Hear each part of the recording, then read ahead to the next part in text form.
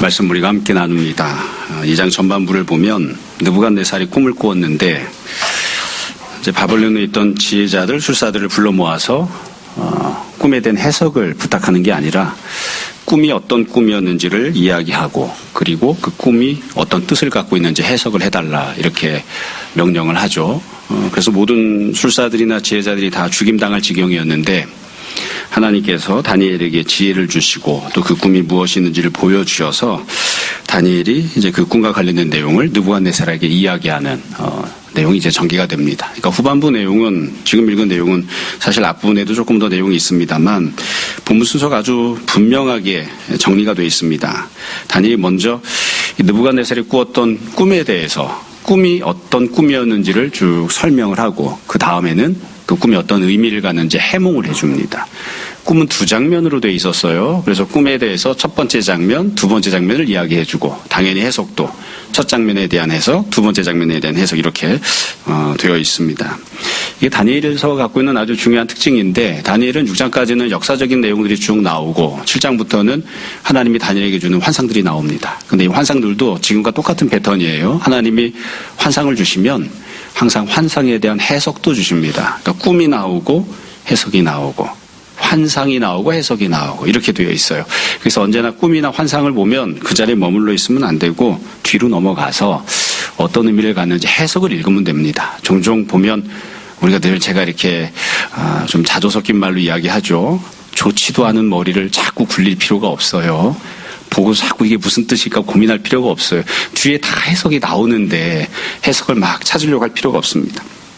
또 이 해석과 관련해서 한 가지 우리가 좀 조심할 부분이 있는데 이 꿈을 주셨던 때에는 그 꿈이 갖고 있는 메시지 안에는 중요한 핵심적인 메시지가 있거든요. 그 핵심적인 메시지를 잘 캐치하면 됩니다. 여기에서 꿈의 세부 사항들에 대해서 지나치게 관심을 갖거나 아니면 구체적인 내용들을 막 세밀하게 파고 들어가서 이건 무슨 뜻일까 저건 무슨 뜻일까 그거 몰라도 됩니다. 꿈이 갖고 있는 큰 전체적인 메시지가 무엇인지 그걸 잘 알고 그것을 조금 더 강화하거나 좀 더 깊이 묵상하는 그런 정도 차원에서 꿈에 대해서 세세하게 좀 살펴보는 것이 바람직한 모습이 아닌가 싶습니다. 본문은 지금 말씀드린 것처럼 꿈도 나오지만 해석도 나오기 때문에 내용은 정말 쉽습니다. 그냥 정신만 바짝 차리고 천천히 읽기만 하면 야 목사님이 뭐 때문에 이거 설교하실까 내가 혼자 읽어도 되는데 라는 생각을 할 수도 있습니다. 천천히 읽고 내용을 보려고 합니다. 먼저 느부갓네살이 알지 못했던 그러나 다니엘이 알려준 꿈의 장면이 나오는데 두 개의 장면으로 되어 있습니다. 첫 번째 장면은 큰 신상과 관련된 내용이에요. 31절부터 33절인데 이렇게 되어 있습니다. 왕이 하나의 큰 신상을 보셨나이다. 그러니까 느부갓네살이 꾼 꿈은 큰 신상을 본 거예요. 그 신상이 왕의 앞에 섰는데 이 신상이 갖고 있는 특징이 있죠. 크고 광채가 매우 찬란하며 그 모양이 심히 두렵습니다. 그러니까 신상이 갖고 있는 특징은 찬란하고 영광스럽다. 그리고 두렵다. 이게 갖고 있는 특징이에요. 나중에 보면 이게 이제 나라들을 뜻하는데 이 지상에 세워지는 나라들은 어떤 특징을 갖는가? 이 두 가지 특징을 가져요. 사람들이 좋아하는 크고 영광스러운 모습을 갖고 있고 동시에 사람들을 두렵게 하는 권세를 갖고 있는 그런 모습이죠. 그래서 이 땅에 세워지는 나라는 기본적으로 다 사람들이 좋아하는 부귀영화가 가득한 그걸 추구하는 모습으로 되어 있는 거예요. 신상은 크고 영광스럽고 동시에 두렵게 만드는 그런 모습이었다. 그리고 나서 32절부터 보면 모양에 대해서 설명을 합니다. 머리에서부터 쭉 발끝까지 내용이 나오죠. 머리는 순금, 가슴과 두 팔, 은, 배와 넓적다리, 놋, 종아리, 쇠, 발은 얼마는 쇠, 얼마는 진흙이었나이다. 그러니까 머리에서부터 발끝까지 쭉 설명을 한 거예요. 머리는, 가슴은, 배는, 종아리는, 발은 이렇게 머리, 어깨, 발, 무릎, 발 이렇게 생각하시면 됩니다. 그러니까 꿈꾼 거를 쫙 설명을 했어요. 그래서 머리부터 순서대로 내려왔고 각각마다 다 다른 재료들로 되어 있었죠. 이게 왕이 꾸었던 첫 번째 꿈입니다. 첫 번째 장면입니다. 설명을 합니다. 뭐 뒤에 가서 해석이 나오지만 이 첫 번째 장면을 탁 보고 우리가 알 수 있는 중요한 특징들이 있습니다. 하나는 뭐냐면 일단 이 느부갓네살이 꾸었던 꿈은 신상에 대한 거죠. 우상에 대한 겁니다. 제가 늘 말씀드리지만 기본적으로 이 세상에 세워지는 나라는 우상의 나라입니다. 하나님 나라가 아니에요. 사람이 세우는 나라입니다. 악하죠. 사람들이 자기들이 좋아하는 악한 것들을 기본으로 부귀영화를 기본으로, 영광을 기본으로, 금과 은을 기본으로, 돈, 권세, 지식 이런 것들을 기본으로 세우는 우상 숭배 같은 그런 나라가 이 땅에 세워지는 나라입니다. 그래서 이 세상에 세워지는 나라들 중에 모든 것들이 하나님 뜻에 부합해 없습니다. 그런 나라는 단 한 번도 없었고 앞으로도 없을 것입니다. 그래서 세상에서 이 땅에 있는 나라가 세워질 때에 부귀영화를 추구하는 것, 그게 하나님 앞에서 합당한 것은 아니지만 당연한 것입니다. 우리가 다 알고 있잖아요. 이건 나중에 뒷부분에 가서 조금 더 설명하겠습니다만 우리나라에도 정당들이 있죠. 정당들의 기본 목적은 무엇인가요? 권력을 획득하는 겁니다. 권력을 추구하는 거예요. 어떻게 해서든 권력을 잡겠다. 그러니까 그게 이 세상 나라의 특징이고, 그래서 기본적으로 이 세상에 살고 있는 모든 권력자들은 우상과 가깝다. 그렇게 보는 게 기본적인 특징이 아닐까 싶습니다. 또 여기 보면 또 다른 특징이 하나 있는데, 이들은 다 하나의 신상이에요. 머리와 가슴, 배가 다 각각 부위도 다르고 재료도 다르지만 결국 하나입니다. 그놈이에요.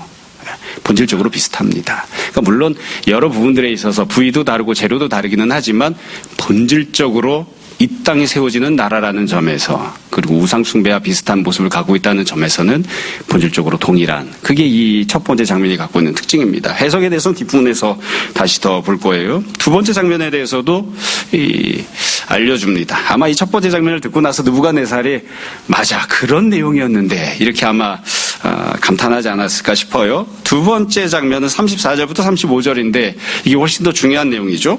34절에 보면 또 왕이 보신지, 꿈속에서 두 번째 챕터로 탁 넘어간 거예요. 손대지 아니한 돌이 나와서. 이게 보면 산에서 나오는데 손을 대지 아니한 돌이 나오고, 이거 사람이 만든 게 아니에요. 뒤집어 이야기하면 앞에 있던 신상은 사람이 만든 거죠. 사람이 만든 것이지만 지금 이 두 번째 장면에 나오는 돌은 손대지 않은 것, 사람이 만들지 않은 거예요. 즉 하나님께서 만드신, 하나님께서 보내시는 그런 돌인 거죠. 이 본문에는 손대지 아니한 돌 이렇게만 되어 있지만 우리가 잘 아는 대로 예전에 나왔던 번역에서는 이 돌이 뜨인 돌입니다. 뜬 돌이 나온다. 그래서 우리가 이걸 뜨인 돌 이렇게 이야기를 해요. 그래서 이 돌이 나와서 어떻게 하느냐, 신상의 쇠와 진흙에 발을 쳐서 부서뜨리매, 그러니까 다 부서뜨리는 거예요. 부서뜨려서 그때 쇠, 진흙, 놋, 은, 금이 다 부서져서 여름 타작마당이 겨같이 되어 바람에 불려 간 곳이 없었다. 이게 세워져 있던 신상을 다 부시는 거예요. 이것도 보면 참 묘하게 돼 있어요. 돌이 나와서 어디를 부딪히냐면 머리를 때리는 게 아니고 가슴을 때리는 게 아니고 맨 밑에는 발을 때려요. 맨 밑에는 발을. 발은 여기 보면 만들어진 재료가 쇠와 진흙으로 섞여 있었는데 그 발을 때렸더니만 발만 부서진 게 아니라 다 완전히 부서졌다고 돼 있거든요. 그래서 저는 이걸 한번 생각을 해봤습니다. 이 장면을, 제가 이 장면을 생각하는 게 좀 약한 사람인데 한번 그려본 거예요. 돌이 날라와, 뜨인 돌이 쭉 날라와서 기왕이면 신상이 있으면은 그냥 가슴팍을 확 때리면 좋을 것 같은데 그게 아니고 발을 맞춘다고요? 왜 하필이면 발을 맞출까? 아까 말씀드렸죠. 이런 쓸데없는 생각하지 마시라고. 발을 맞췄는데 신상이 다 무너졌다고요. 신상이 다 부서지는 그런 모습이 됩니다. 그리고 난 다음에 맨 마지막 결과를 보면 35절 끝에 우상을 친 돌은, 여기 명확하게 이 장면을 설명하면서 내용이 나오죠. 신상 자체가 뭐라고요? 우상이에요. 사람이 만든 나라는 우상이 가득한 나라이고 하나님이 기뻐하시지 않는 모습이 있다고요. 우상을 친 돌은 태산을 이루어 온 세계에 가득하였나이다. 그러니까 돌이 태산을 이루었다. 돌이 태산을 이루었다. 돌이 무언가 다른 신상을 만든 게 아닙니다. 돌이 다른 뭔가 형상을 만든 게 아니에요. 그냥 돌은 돌로. 그러나 온 세상에 가득 찬 태산을 이루는 돌이 되었다. 이게 이제 두 번째 장면이에요. 이것도 우리가 읽으면 누구나 다 알 수 있는 특징이 있습니다. 일단 이 돌은 어디에도 속하지 않았죠. 어디에도 속하지 않았습니다. 처음에 등장해서 보았던 신상 안에는 돌이 없어요. 돌은 신체 부위를 놓고 봤을 때도 어떤 신체 부위도 아니고 재료로 봤을 때도 어떤 이 우상의 신상에 속해 있던 재료가 아닌 거예요. 그러니까 하나님께서 만드신, 하나님이 보내시는 돌이 등장을 한 거죠. 그리고 결국에는 이 돌이 온 세상을 가득 채우게 된다. 이게 이 느부갓네살이 꾸었던 꿈입니다. 두 장면이에요. 이쯤 하면 특별히 신기가 있거나 대단히 무슨 재능이 있거나 이러지 않아도 대충 무슨 뜻인지 알 것 같습니다. 누구나 알 수 있잖아요. 첫 번째 있던 신상 다 사라지고 하나님이 보내시는 돌 온 세상을 가득 채운다. 이게 뭐 간단한 내용이죠. 이거 이제 여기에 대해서 이제 다니엘이 이제 설명을 시작합니다. 이제 설명하는 내용이 더 중요합니다. 조금 더 상세하게 되어 있어요. 36절부터 43절까지가 첫 번째 장면에 대한 설명입니다. 뭐 다 알 수 있는 것이지만 다시 한번 읽고 설명을 할게요. 36절. 그 꿈이 이러한즉 내가 이제 해석을 왕 앞에 아뢰리이다. 이제 해석해 주겠다고. 37절. 왕이여, 왕은 여러 왕들 중의 왕이시라. 여러 왕들이 있지만 그 중에 왕 중에 왕이시다. 어떻게 해서 이와 같이 왕이 되신 것이냐? 하늘의 하나님께서 나라, 권세, 능력, 영광을 왕에게 주셨습니다. 사람들 들짐승, 공중의 새들 어느 곳에 있는 것을 막론하고 그것들을 왕의 손에 넘겨주셨습니다. 그래서 다 다스리게 하셨습니다. 그렇기 때문에 왕은 곧 그 금머리니이다. 이제부터 해석을 하는 거죠. 해석을. 지금부터 이제 다니엘의 해석을 할 때 보면 두 종류로 나눠서 해석을 하는데, 일단 신상에 대해 해석을 할 거잖아요. 신상을 둘로 나눕니다. 하나는 신체 부위와 관련된 이야기를 해요. 어떤 신체 부위를 갖고 있는가. 두 번째는 그 신체 부위가 어떤 재료로 되어 있는가를 가지고 이야기를 합니다. 이 중에 사실 신체 부위는 별로 중요하지 않고요. 재료가 중요해요. 어떤 재료인가. 그 재료가 갖고 있는 특징이 있거든요. 그래서 그 나라들은 이 땅에 세워지는 나라들인데 나라들마다의 특징들이 있어요. 그 특징들이 각기 다른 나라들을 하나님이 세우시는 거죠. 그래서 느부갓네살을 향해서 다니엘이 당신이 맨 위에 있는 머리입니다. 이렇게 얘기해요. 그리고 당신은 순금입니다. 이렇게 이야기해요. 제가 생각해보면 듣는 느부갓네살이 기분이 좋았을 것 같아요. 기왕이면 당신은 발에 있는 흙입니다. 이것보다는 당신이 머리입니다. 훨씬 낫잖아요. 흙입니다 보다는 순금입니다. 이러면 기분이 좋지 않을까 싶어요. 이랬기 때문에 다니엘이 살아남았지, 만약에 당신이 발에 있는 흙입니다 이랬으면 그 자리에서 쳐죽임을 당했을지도 모를 거예요. 여하튼 느부갓네살에 대해 설명을 합니다. 이 땅에 세워지는 나라 중에 당신은 머리에 해당하고 순금에 해당하는, 그래서 영광이 가득한 그런 나라와 임금입니다. 이것은 하나님이 세우신 것입니다. 이렇게 설명을 합니다. 이것도 우리가 참 중요한데, 하나님 뜻에 온전하게 합당하지는 않지만 하나님이 권세를 주신 겁니다. 그렇기 때문에 우리가 늘 고백하는 대로 느부갓네살은 머리이건 순금이건 상관없이 하나님께 잠시 동안, 일정 기간 동안만 권세를 위임받은 사람이죠. 이 느부갓네살은 권세를 스스로 만들어내는 사람이 아니에요. 자기는 어떻게 생각하건 역사의 주관자는 하나님이시기 때문에 하나님이 잠시 통치권을 맡겨주신 거예요. 근데 그 여러 통치권 중에 가장 위대한 통치권을, 가장 큰 통치권을, 가장 영광스럽고 화려한 통치권을 느부갓네살에게 주셨다. 이렇게 설명을 한 거죠. 39절에 보면 그 다음 장면을 설명합니다. 왕을 뒤이어 왕보다 못한 다른 나라가 일어날 것이다. 그러니까 지금 머리에 대해 설명했는데 그 다음에는 이제 가슴에 해당하는 나라가 일어나는 거예요. 이 가슴은 뭘로 만들어져 있죠? 은으로 만들어져 있습니다. 그래서 은에 해당하는 나라가 일어날 것이다. 이 나라는 어떠하냐? 왕보다 못하다 이거예요. 왕보다 못하다. 머리보다 아래에 있으니까 가슴이니까 못하고, 금보다 못한 은으로 돼 있으니까 또 느부갓네살보다 못한 거죠. 그래서 신체 부위로 보나 만들어진 재료로 보나 재료의 특징으로 보나 왕보다 못한 다른 나라가 세워진다. 이것도 뒷부분에 가서 설명을 하겠습니다만 참 묘한 특징이에요. 한 나라가 망했습니다. 그럼 그 다음에 그 나라보다 훨씬 더 좋은 나라가 세워지는가? 아닙니다. 더 못한 나라가 세워집니다. 앞에 있었던 나라가 왜 망했는가? 앞에 있던 나라보다 훨씬 더 강력하고 훨씬 더 탁월한 나라가 등장하기 때문에 망한 건가? 아닙니다. 우리가 생각할 때는 이게 비논리적인 것처럼 보이지만 항상 그런 게 아니에요. 앞에 있는 나라보다 후진 나라가 등장하는데, 앞에 있는 나라보다 덜 떨어진 나라가 등장하는데도 불구하고 앞에 있는 나라 망하고 뒤에 새로운 나라가 등장을 하는 거예요. 머리가 사라지고 가슴이 등장하는, 금이 사라지고 은이 등장하는, 이게 두 번째 나라라고 설명을 해요. 그 뒤에 보면 셋째로 또 녹 같은 나라가 일어나서 온 세계를 다스릴 것이며, 40절 넷째 나라는 강하기가 쇠 같으리니 쇠는 모든 물건을 부서뜨리고 이기는 것이라. 쇠가 갖고 있는 특징을 설명하죠. 쇠가 갖고 있는 특징을 설명합니다. 그래서 쇠는 모든 물건을 부서뜨리고 이기는 것이라. 쇠가 모든 것을 부수는 것 같이 그 나라가 문나라를 부서뜨리고 찌을 것이며, 41절에 보면 왕께서도 그 발과 발가락이 얼마는 토기장이 진흙 얼마는 쇠인 것을 보셨은즉 그 나라가 나누일 것이며, 왕께서 쇠와 진흙이 섞인 것을 보셨은즉 그 나라가 쇠 같은 든든함도 있지만 얼마나 쇠 얼마나 진흙인지 그 나라가 얼마나 든든하고 얼마나 부서질 만한 그런 나라일 것이다. 이렇게 쭉 설명을 해요. 그래서 36절부터 43절까지를 보면 첫 번째 장면과 관련되어 있는 설명을 하고 있습니다. 그래서 지금 말씀드린 것처럼 본문을 쭉 읽기만 하면 알 수 있어요. 신체 부위는 중요하지 않습니다. 신상에서 신체 부위는 그냥 순서일 뿐이에요. 머리가 있다 사라지면 가슴이 나올 것이고, 가슴에 해당하는 나라가 있다가 사라지면 그럼 배에 해당하는 나라가 나올 것이고, 배가 있다가 사라지면 종아리가 등장하고, 종아리가 있다 사라지면 발에 해당하는 나라가 등장할 것이다. 순서대로 나올 거다 이거예요. 순서대로. 그리고 이 나라들이 어떤 특징을 갖고 있는지는 재료를 통해서 설명하신 거예요. 처음에는 순금과 같은 나라가, 그 다음에는 은과 같은 나라가, 그 다음에는 뭐 노, 쇠, 진흙 같은 그런 나라들이 등장한다. 이렇게 설명을 하고 있는 거죠. 여러분, 그래서 이 첫 번째 장면과 관해서 우리가 기억해야 될 중요한 특징이 있습니다. 이것도 읽으면 누구나 다 초등학생도 다 알 수 있는 거예요. 대학생들한테 이 해석을 듣고 이 해석을 통해서 이 느부갓네살이 보았던 신상이 갖고 있는 특징을 5가지 쓰시오. 그럼 대학생들 막 쓸 수 있을 것 같아요. 중학생 애들도 쓸 수 있을 것 같습니다. 이 장면을 보면서, 해석을 보면서 우리가 생각해야 되는 제일 중요한 첫 번째 특징은 사람이 세운 나라라는 거거든요. 신상은 사람이 세우는 겁니다. 사람이 만드는 것. 그리고 반드시 멸망합니다. 이게 제일 중요한 특징입니다. 영원하지 않아요. 반드시 멸망합니다. 머리에 해당하는 나라도 반드시 망합니다. 순금과 같이 영광스러운 나라도 반드시 망합니다.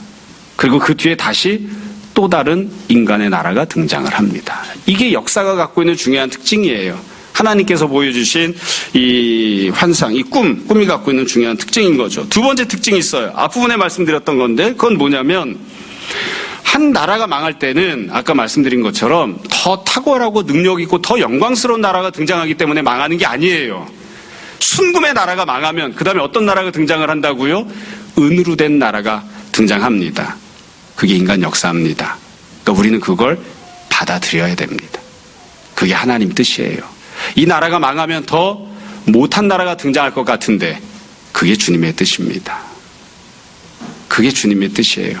순금으로 만든 나라가 무너진 다음에 다이아몬드로 만들어진 나라가 등장하면 모두가 다 어쩌면 사람들은 다 환영했을지도 몰라요. 순금으로 있던 것도 우리가 영광스럽고 좋았는데 이제 그 시대가 끝나가고 다이아몬드 시대가 와 그러면 너무 좋다 이럴지도 몰라요. 그런데 현실은 그렇지 않습니다.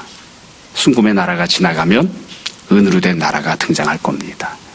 이게 인간의 역사입니다. 그래서 지금 다니엘이 그와 같은 모습을 보여준 거예요. 그리고 해석을 해주었습니다. 그 뒤에 이어서 다니엘이 두 번째 장면에 대해서 해석을 해줍니다.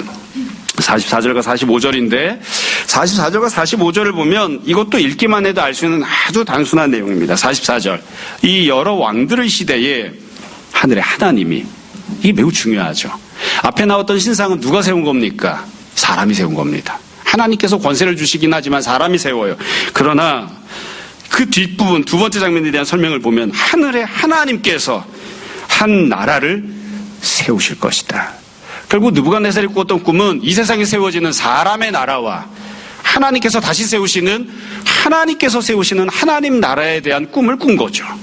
사람의 나라가 영원할 것처럼 보이지만 영원하지 아니하고 망하고 반드시 망하는 것에 비해서 하나님께서 세우시는 나라가 있다라고 이야기하는 거예요. 하나님께서 세우시는 하나의 나라가. 이 하나님께서 세우시는 나라가 아주 중요한 특징이 있는데 그 뒤에 보시면 이것은 영원히 망하지 아니할 것이다. 국권이 다른 백성에게로 돌아가지도 아니할 것이다. 망한 다음에 다른 나라가 또 세워지지 않아요. 영원히 계속 존속할 것이다. 도리어 이 모든 나라를 쳐서 멸망시키고 영원히 설 것이다. 영원하다 이야기하잖아요. 하나님께서 세우시는 나라는 영원하다. 그 나라는 사라지거나 다른 나라에 의해서 대체되거나 또 다른 주권자가 등장하지 않는다. 영원한 하나님의 나라를 하나님께서 세우신다. 45절에 보면 이렇게 다시 설명합니다. 손대지 아니한 돌, 뜨인 돌이죠. 산에서 나와서 신상에서 나오는 게 아니에요. 이 뜨인 돌은 머리에서 생긴 것도 아니고 가슴에서 생긴 것도 아니에요. 산에서 생긴다고요. 산에서 나옵니다. 산은 누가 만들었나요? 아무리 작은 산이고 큰 산이고 사람이 만들지 않죠. 하나님께서 만드시는 거예요. 하나님께 속한 곳에서 하나님이 보내시는 돌이 나왔어요. 그리고 그것이 쇠, 노, 진흙, 은과 금을 부서뜨린 것을 왕께서 보신 것은, 그리고 이 뜨인 돌이 이미 사라진 금으로 만든 나라, 이미 사라진 은으로 만든 나라까지 싹 다 멸망시키는 거예요. 이 땅에 존재하는 하나님의 나라가 아닌 인간이 세우는 모든 나라들을 다 부서뜨리고 망하게 할 것이다. 이걸 다 왕께서 보셨는데 크신 하나님이 장래일을 왕께 알게 하신 것이라. 지금 당장 벌어지는 일은 아닙니다. 앞으로 이 일이 벌어질 것이다. 이렇게 해석을 한 거죠. 이 꿈은 참되고 이 해석은 확실하니이다. 그러니까 당신이 꾼 꿈도 하나님 주신 꿈이 맞고 내가 당신에게 해주고 있는 이 해석도 확실합니다. 이렇게 다니엘이 설명을 한 거죠. 이렇게 하면서 꿈에 대한 내용 그리고 해석에 대한 내용이 끝이 납니다. 참 이렇게 하고 보니까 빨리 맞춰야 될 것 같아요. 다 했어요. 꿈도 얘기했지, 해석도 얘기했지. 처음에 말씀드린 것처럼 다 읽으면 알 수 있는 걸 뭐 때문에 이렇게 얘기했을까 싶은 정말 이렇게 단순한, 이것 때문에 사람들이 그렇게 많이 죽을 뻔했는데 하나님께서 다니엘에게 지혜를 주셔서 꿈을 보여주시고 또 해석도 알게 해주신 것이죠. 이 내용과 관련해서 우리가 내용 자체는 이미 다 말씀을 드렸으니까 그렇게 어렵지 않고요. 이 내용과 관련해서 제가 몇 가지를 말씀드리려고 합니다. 우리가 꼭 생각했으면 하는 점입니다. 우선 첫 번째는 이 꿈과 이 해석을 다니엘이 지금 느부갓네살 왕 앞에서 이야기하고 있다는 이 장면 자체가 매우 중요한 메시지입니다. 이게 바로 다니엘의 모습이죠. 우리가 알고 있는, 우리가 생각하는 다니엘 했을 때의 모습은 이 장면입니다. 다니엘이 지금 다니엘다운 사람으로, 다니엘이 다니엘답게 돼가고 있는 거예요. 그냥 야채 먹고 채소 먹고 가서 뭐 이런 거 저런 거 가서 부탁하고 이게 다니엘의 모습이 아니고 우리가 알고 있는 다니엘은 이게 다니엘이에요. 이게 다니엘. 여기서 말하고 있는 다니엘은 어떤 존재인가요? 하나님의 뜻과 하나님의 섭리, 인간 역사를 향한 하나님의 계획이 무엇인지를 자기를 죽일 수 있는 느부갓네살 앞에서 선포하고 있는 하나님의 사자로 하나님의 말씀을 증거하고 선포하고 있는 모습이죠. 이게 다니엘입니다. 그러니까 우리가 다니엘 같다라는 건 뭐냐면 야채만 먹어도 지혜가 있고 이것도 물론 다니엘이지만 다니엘답다 이건 뭐냐면 죽을 수밖에 없는 위기에서 하나님이 주시는 하나님 말씀을 듣고 그 하나님의 말씀을 자기의 목숨을 쥐락펴락할 수 있는 세상의 통치자 앞에서 담대하게 선포하는 그게 바로 다니엘입니다. 그게 다니엘이에요. 그리고 나서 생각해 보시면 우리가 이 장면을 많이 봤어요. 여러분 이스라엘이 망할 때까지 어떻게 했나요? 하나님께서 수없이 많은 선지자들을 남유다와 북이스라엘의 왕들에게 통치자들에게 보내셨고 선지자들이 그 왕들 앞에서 통치자들 앞에서 계속 선포하죠. 지금 너희가 행하고 있는 모든 일들은 우상 숭배하는 것들이고 이 모든 것들은 하나님 앞에 죄악이기 때문에 하나님께서 너희를 반드시 심판하신다. 이 나라는 망한다. 너희는 포로로 끌려갈 것이다. 계속 선포하잖아요. 그게 하나님이 보내셨던 선지자들이 했던 일이에요. 그 일을 지금 다니엘이 남유다 북이스라엘 왕들에게 하는 것이 아니라 바벨론 통치자였던 느부갓네살 앞에서 하고 있는 거죠. 하나님께서 이방의 왕을 향해 온 세상을 다스리는 통치자를 향해 무엇이 하나님의 뜻인지를 선포하고 계신 거예요. 네가 다스리는 나라는 반드시 망한다. 순금으로 만들었어도 네가 머리여도 반드시 망한다. 너는 영원한 존재가 아니야. 그리고 너를 대신해서 내가 새로운 나라를 세울 것이다. 비록 네가 보기에 인간적으로 보면 부족하고 이렇게 더 후진 나라가 되려고 새로운 나라가 등장했던 그렇게 했단 말이야. 이런 생각이 들어도 내가 새로운 나라를 세울 것이다. 이걸 지금 당사자 앞에서 선포하고 있는 거예요. 느부갓네살은 약 42년 동안 통치했습니다. 지금은 통치 2년째입니다. 앞으로 40년 남아있어요. 그 느부갓네살 앞에서 다니엘이 선포를 합니다. 이런 걸 보다 보면 우리가 늘 생각하잖아요. 다니엘처럼 못 살겠다. 앞으로 통치기간이 40년 남아있는 느부갓네살에게 너는 망한다. 그게 하나님의 뜻이다. 이렇게 이야기하고 있는 것이니까. 네가 아무리 대단하고 잘나도 너는 사라진다. 이렇게 이야기하는 거니까요. 두 번째는 이 본문이 담고 있는 중요한 메시지는 우리가 다 읽으면서 똑같이 생각할 거예요. 다니엘은 단순한 개인적인 소망이나 개인적인 계획과 관련돼서 하나님의 말씀을 듣고 있는 게 아닙니다. 인류 역사를 향해서 이 세상에 있는 나라를 향해서 온전한 통치권이 무엇인지에 대해서 하나님의 말씀을 듣고 있습니다. 쉽게 이야기하면 이렇게 생각할 수 있어요. 여러분, 우리가 입장을 바꿔서 내가 다니엘이라고 생각해 보자고요. 나는 이스라엘 사람입니다. 이스라엘에서 태어났어요. 바벨론이 나를 죽일 수 있는 상황이에요. 나를 포로로 끌고 와서 여기서 지금 지내게 하고 있잖아요. 이름도 바꿔 치워버렸잖아요. 말도 이스라엘 말을 못하게 하잖아요. 바벨론의 우상을 숭배하고 섬기며 살라고 강요하잖아요. 그런 지경에 다니엘이 이 환상을 보고 너무 만족스럽다. 지금 내 미래가 어떻게 될지, 1년 뒤가 어떻게 될지, 10년 뒤가 어떻게 될지 하나님이 나를 향해 개인적인 계획을 갖고 계시구나. 이렇게 만족했을까요? 아닙니다. 더군다나 여기서 보이는 환상은 이스라엘이 회복되거나 이스라엘이 가나안에 돌아가서 하나님의 나라를 회복하거나 성전을 회복하거나 이런 내용도 아니에요. 이스라엘 독립과도 아무 상관이 없어요. 다니엘 개인과도 상관이 없고 가족과도 상관이 없고 이스라엘 민족과도 상관이 없는 인류 역사를 향한 하나님의 뜻과 섭리 계획을 하나님이 보여주고 계신 거예요. 그러니까 이걸 보면서 이게 사실은 굉장히 대단한 그런 하나님의 경륜을 깨달은 것이지만 이걸 보고서 과연 다니엘이 만족했을까? 야, 너무 좋다 이랬을까? 속으로는 아니 이거 말고 지난주 중에 수능 성적표 나왔거든요. 아니 이거 말고 조금 성적을 올려주시면 좋은데 이런 거 좀 얘기해 주시지. 불만족스러울 수도 있어요. 아니 나라가 70년 동안 포로 생활한다고 하는데 기왕이면 70년 기간 조금만 깎아서 한 50년만 해도 된다 이런 거 좀 보여주시지 이랬을지도 몰라요. 그러니까 지금 하나님이 말씀하시는 이 경륜은 참 그런 점에서 보면 다니엘에게 한편으로는 소망이 되기도 하지만 다른 한편으로는 이게 나 개인과 무슨 상관이지? 이런 생각이 들 수도 있는, 그러니까 한편으로는 굉장히 실망스러울 수도 있는 그런 내용이죠. 이스라엘이 꿈꾸던 것을 하나님이 성취해 주겠다는 내용이 아닙니다. 그게 아닙니다. 세 번째로 제가 이 내용을 보면서 그 생각을 해봤어요. 똑같아요. 내가 만약 다니엘이라고 한다면 이게 나 자신에게는 어떤 의미가 있었을까? 다니엘에게는 어떤 의미가 있었을까? 참 여러 생각을 하게 합니다. 제가 근본적으로 던지는 질문, 느낌은 이런 거예요. 하나님이 이렇게 환상을 보여주셔서 세상 나라 말고 하나님의 나라가 임한다고 말씀하셨는데, 그런데 과연 정말 그런 나라가 올까? 뜨인 돌이 이 세상에 있는 나라를 다 허물어뜨리고 부서뜨리고 온 세상을 가득 채우는 그런 나라가 과연 올까? 다니엘은 어떤 마음이었을까? 반드시 온다.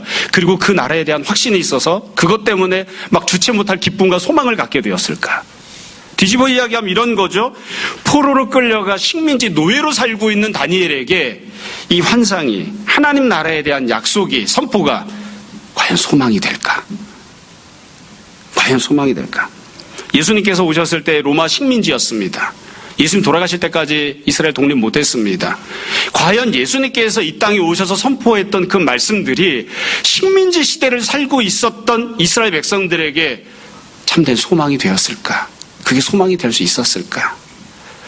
우리가 그런 걸 생각하다 보면 하나님께서 우리에게 주시는 약속들이나 하나님이 주시는 말씀들, 인류 역사를 향한 하나님의 경륜들이 우리에게 소망이 안 되는 것처럼 보이는 때가 참 많아요.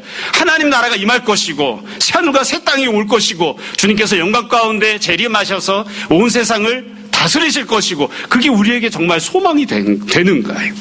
포로로 끌려간 다니엘에게 금으로 만든 머리에 해당하는 나라가 망할 것이다. 그 다음에 은혜 있는 나라가 망할 것이다. 한참 지나고 난 다음에 하나님의 나라가 뜬 돌을 통해서 만들어진다. 그게 다니엘에게 소망이 될까? 소망이 될까?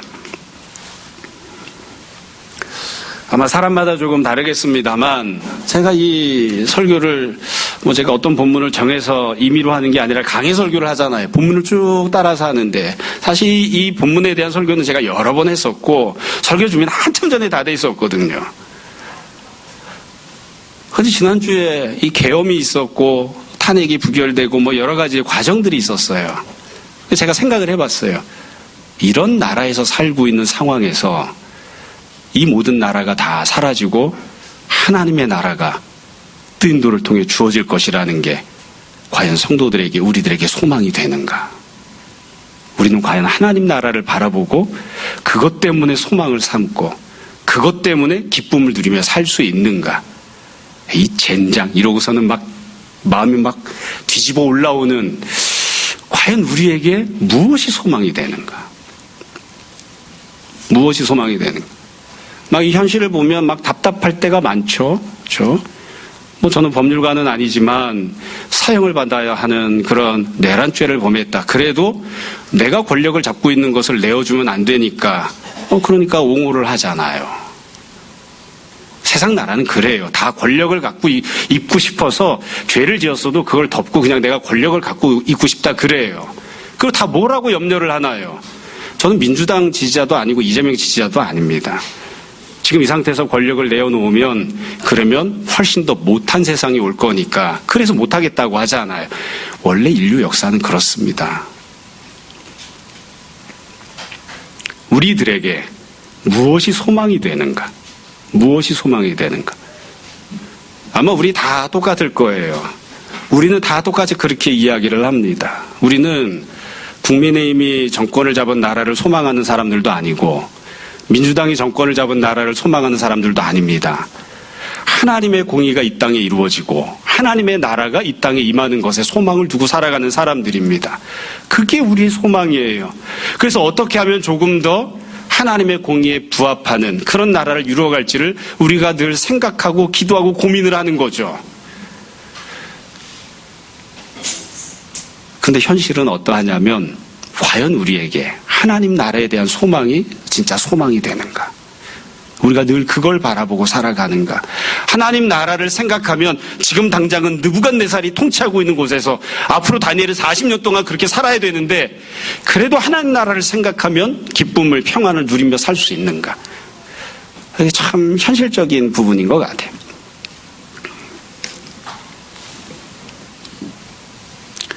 마지막으로 한 가지만 더 말씀드리고 오늘 말씀을 마무리하겠습니다. 본문에서는 주로 나오지 않지만 나라가 망할 때 왜 망했을까요? 금으로 되어 있었는데. 금으로 되어 있었는데 왜 망했을까요?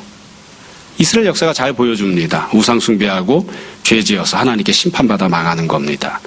그건 거역해서는 안 되는 일입니다. 만약 우상 숭배하고 죄 지고 심판받아 나라가 망할 때 망하지 않으려면 어떻게 해야 됩니까? 우상 숭배를 버리고 회개하고 하나님께 은혜를 구해야 됩니다. 그런데 우상 숭배를 버리지 않고 회개하지 않고 내가 손에 쥐고 있는 것을 계속 쥐고 있겠다고 하면 안 망할 것 같아도 망합니다. 하나님은 다른 나라를 세우십니다. 그리고 그렇게 세워진 더 열악한 나라는 또 결국에는 다른 나라에 의해서 또 대체가 됩니다. 아마 다니엘이 그런 생각을 했을 거예요. 우리가 우상 숭배하다 나라가 망해서 내가 포로로 여기로 끌려왔다. 지금 머리에 해당하고 순금에 해당하는 너도 결국 신상을 세우고 우상 숭배하니 하나님께 심판받아 망하겠지. 내가 망했던 것처럼 너도 망할 것이다. 아마 다니엘이 그런 생각을 하지 않았을까 싶습니다. 여러분, 다른 것은 모르겠고요. 세상 많은 사람들이 이게 참 좋은 거야. 이게 부귀영화를 누리는 게 좋은 거야. 이 세상에서 이 나라가 영원할 것 같아. 그리고 모든 것들을 이 땅에 세워져 있는 나라에 다 쏟아부을 때에 우리는 소망을 하나님 나라에 두고 하나님께서 이 땅에 세우실 하나님 나라의 소망을 두고 지금 여기서 부귀영화를 누리고 살아가는 그 모든 것들이 부질없이 다 사라질 것들이라는 것을 생각하고 그리고 손에 쥐고 있었던 우상 숭배와 모든 심판받을 것들을 다 내려놓고 회개하고 그리고 할 수 있다면 더불어 살아가는 이 땅에 살아가는 많은 동족들과 또 결례들을 위해서 기도하고 주님 우리에게 회개할 마음을 다시 한 번 더 기회를 주십시오. 은혜를 구하고 모두가 다 하나님 나라에서 살게 해주십시오. 그렇게 구하는 우리들이 될 수 있었으면 좋겠습니다. 우리는 다 육신을 갖고 이 땅에 우상이 세워놓은 나라 속에서 살아갑니다. 마귀가 공중의 권세를 잡고 지못대로 행동하는 그런 나라에서 살아갑니다. 그러나 하나님께서 역사하셔서 우리에게 하나님 나라를 주셨으니까 그 하나님의 나라가 이 땅 가운데 편만하게 나타날 때까지 뜨인 돌로 세워지는 그 나라가 이 세상을 가득 채울 때까지 소망 버리지 않고 늘 말씀 듣고 말씀 붙잡고 순종하고 그렇게 하나님의 백성으로 살아갔으면 좋겠습니다. 다 눈을 들어 주님을 바라보고 천국을 바라보고 소망 삼는 우리 모두가 되기를 주님 이름으로 축원합니다. 잠시 기도하겠습니다.